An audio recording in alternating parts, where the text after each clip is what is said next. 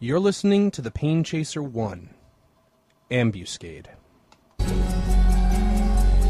This audiobook was written and performed by the author for free use. Feel free to share it with anyone you like, but do not modify the files in any way. Ambuscade is the first volume in a larger work of horror in 5 parts, called The Pain Chaser. This work is intended for mature audiences. It contains adult material, including violence, torture, drug use, and scenes of a graphic and sometimes disturbing sexual nature. It goes without saying that this book is not intended for children. If you'd like to get your hands on your own copy of Ambuscade, or its sequel, Gestation, or if you just want to check out any of my other work, you can find it on www.patrickemolloy.com. Now turn up the sound, turn down the lights, and find a comfortable place to hide, because fear has a face, and I'm going to show it to you. Preamble. Martina Herrera stood outside the police station, one foot caught in the door to keep it from closing, the butt of her cigarette smoldering between her manicured fingers as she watched the snow come down like an avalanche. The weather forecast had called for snow, but not this ungodly blizzard. She couldn't see across to the other side of the street through the blinding plane of white. It had been 12 hours since the radio had declared a state of emergency and warned people to stay inside, and it didn't look like she'd be going home anytime soon. The sun had already risen, but night blended seamlessly into day in the grip of the terrible storm. Gina Thompson, the officer scheduled to relieve her, much like everyone else in Kettle Creek, was buried under several feet of snow.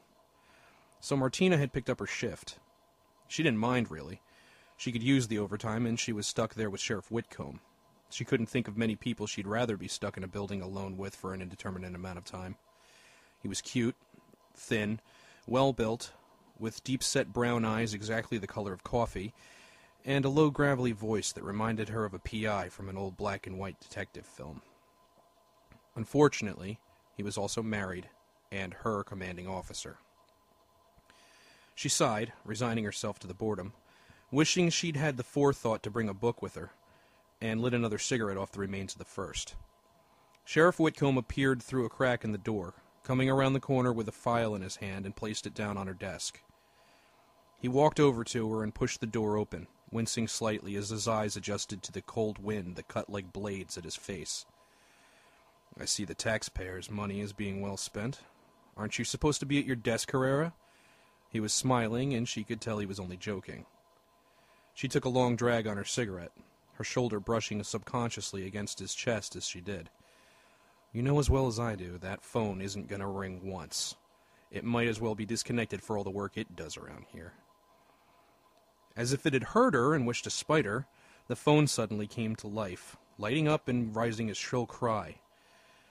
Not the normal ringtone, but the 911 line. In a small town like Kettle Creek, the same officer that answered the non-emergency line was often the one who also took the 911 calls.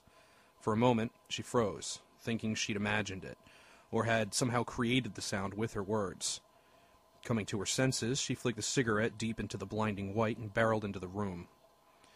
"Kettle Creek Police Department, what's your emergency?" she asked breathlessly. The phone crackled in her ear. The connection was obviously bad, and for a moment she thought no one was going to be able to get through. But then she heard a distant voice, female.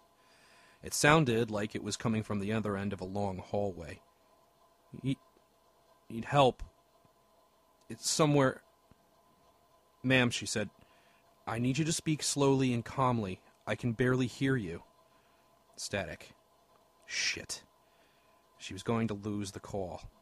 "Ma'am, can you hear me?" she asked. More static. It was as though the wall of snow outside was a barrier between her and the helpless voice somewhere in that ocean of noise.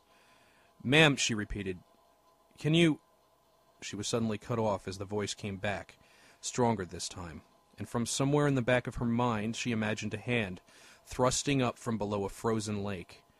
"There's so much blood. We need help." Blood? There was panic in that voice. What the hell was going on? She kept her nerve, stopping the fear from rising in her own voice. "Ma'am, where are you?" "We're trapped inside the old Kettle Creek High School. Something is hunting us. Killed the wall of static again, but at least now she knew where the woman was. "If you can hear me, I need you to listen to me very carefully. The snow is really bad outside. No one can get through the streets like this. I know you have an emergency, but it may be some time before we can get to you. But we will be sending help. Get to a safe place and stay there. Lock yourself in if you can." She listened for a reply. Just static. Then, "Mechanical insects." Had she heard that right?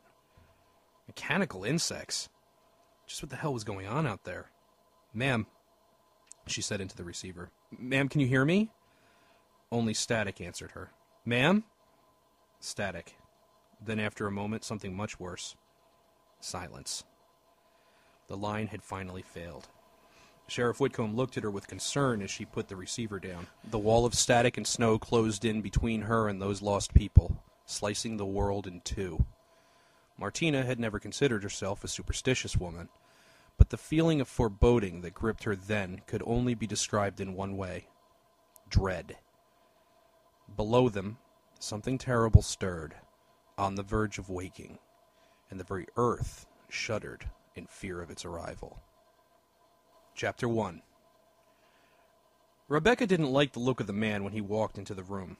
He was big, unkempt, and looked either drugged or drunk, or both.